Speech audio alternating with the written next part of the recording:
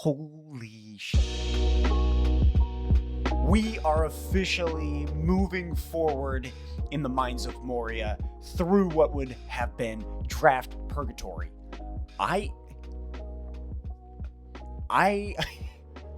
So most of the time, I don't like to record my reaction videos until the next day after I have enough time to process what I just witnessed, but feels like I gotta do it now. I am shocked. I'm also coming down the adrenaline high. Welcome to an all-new episode of Let's Talk Lions, and let's talk that W over Atlanta. I'm a happy man, all right? Because this continues us forward in the stretch, playing for the wild card, because the NFC East is garbage. So, let me have this, will you? Us Lions fans, we don't get a lot of this. So when we do, we need to revel in it. Like a dog in their own poop, because it's kind of what it's like. What an ending. That game as a whole was very slow-moving. It felt dry. I said it was going to be a competitive game, a close game. And was it not a close game? Wow. Matt Ryan versus Matt Stafford. The Lions of the North versus the Lions of the South.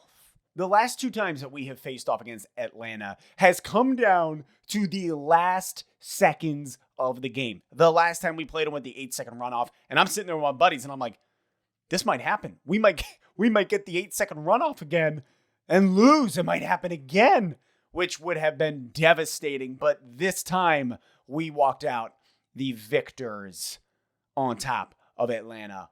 Oh my. You look at my pregame video, what we talked about, and the usage of each of our running backs, the tight ends, and the linebackers, and how important they would be.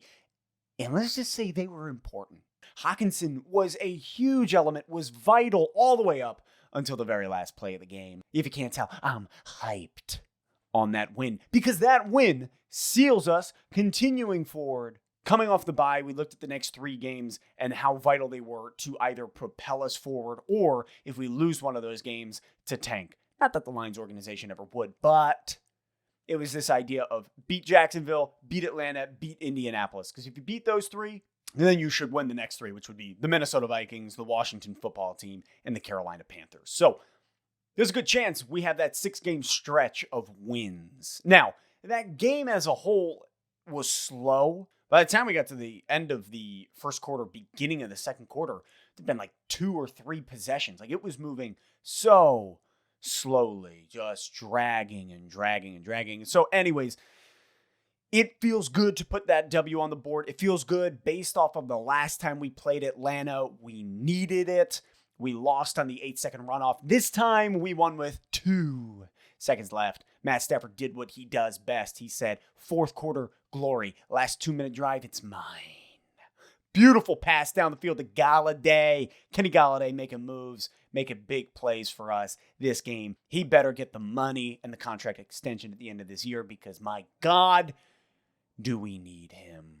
I guess going into this game, I said that it would be a close game, a good game, and it was exactly that. It was close. It was a good game. A battle, tooth and nail, right to the very end. The roles that our linebackers played was huge. The roles that our tight ends played, specifically TJ Hockenson, was huge. And DeAndre Swift had a good game.